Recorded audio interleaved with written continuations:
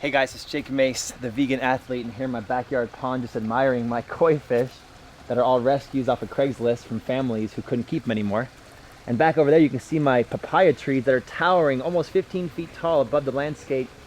It's January, first week of January 2017, and they're still growing because we've had a warm winter this year so far. The cold temperatures are coming though. Mother Nature always has a way of snapping us at the last second. I love the koi fish, they're so relaxing. And they're an integral part of my landscape because a lot of times we water our garden and our fruit trees with the water from the pond, which is full of healthy fertilizer from the fish. Even though it's first week of January and it's colder out, it's winter time, we have a lot going on in Longevity Gardens, my backyard garden. This Barbados cherry tree is doing really, really well. And I just picked off the last cherries, and now usually he doesn't grow any cherries for the month of January, but I had a lot in December. This is one of my fruiting female date palms I just planted about a year ago, doing very well. And I want to take you guys over to my raised bed garden and show you one of the plants that's gone to seed right now that I'm harvesting and I'll replant in April. It's one of my favorite edible things to grow in my raised bed garden. Come on, I'll show you. I've got this raised bed here I call the living wall. And this part of the living wall has sweet peppers, spicy peppers. Over here we have carrots, which I grew from seed a few months ago, and they overwinter, and I harvest my carrots in the spring and early summer. There's 3 different varieties of carrots there. But here, this plant was an amazing specimen a few months ago, but the winter always kills it off.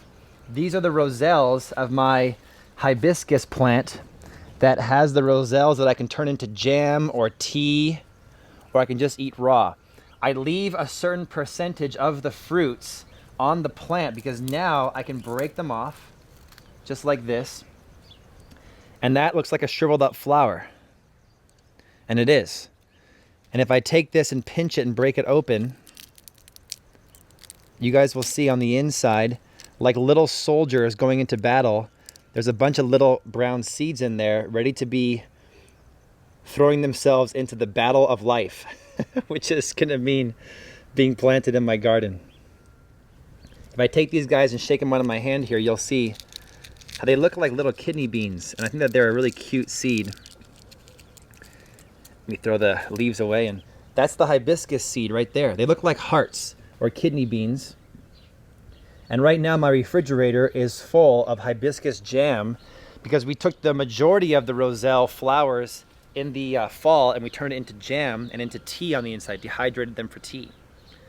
And so even though I'm not going to eat these guys, I'm going to take them inside my house and save them in a dark, dry, cool place off in the corner of the house where I can plant them in April when the spring season is shifting into the summer season, because this plant loves the heat of the Phoenix summer. The other way that I can plant these seeds is I can just take them and throw them into the living wall. And now I'll have volunteer hibiscus plants pop up on their own, and I'll just thin out the ones I don't need when the plants are the appropriate size. I've always loved movies where a team of bad guys tries to print their own money and corrupt the system, right? I would never do that myself, but you can print your own money in the form of edible plants that you grew yourself and replanted the seeds of. So every season you're getting free food because you're planting seeds that came from your own garden. Not only will it save you a bunch of money, but the plants that grow from seeds that you harvested in previous seasons will be more tolerant of your front or backyard because they learned the microclimate from their parents, from the mom and dad plant. As much as it's fun to go to a local gardener and buy some plant starts and some baby plants and some seedlings to have an instant garden, that's really fun. It's really satisfying when you can kind of play God in a way, or not really God, where you can be at one with Mother Nature and you can grow things from seed. It's really satisfying to see that seed germinate, grow into a little sprout, and then turn into this thriving plant that you consume and eat, and your family consumes and eat, so it makes you the healthiest you possible later. I love it. So right now today I'll be busy pruning off these stems and going through each of these roselles. I'll put them in a tub and just shake them vigorously. And then I'll save all the roselle seeds, all the hibiscus seeds for myself, and then also for my gardening students who come to my gardening tours and workshops this coming spring. If you want to know exactly what seeds I'm planting month by month, you can go to seedbankbox.com and you'll get one of these boxes in the mail starting February 6th. Everybody who orders now in January will be the first gardeners who will be part of my Seed Bank Box program at seedbankbox.com. You guys can go there, Order a box. You can cancel anytime, and if you love it, you keep going.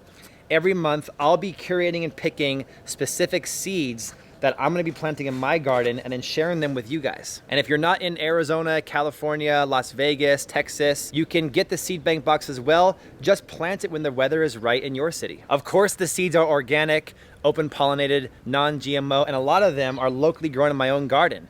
And when they are from my own garden, you'll see which ones are which in the seed bank box. So this is the second plant in my garden right now that's in seed production mode.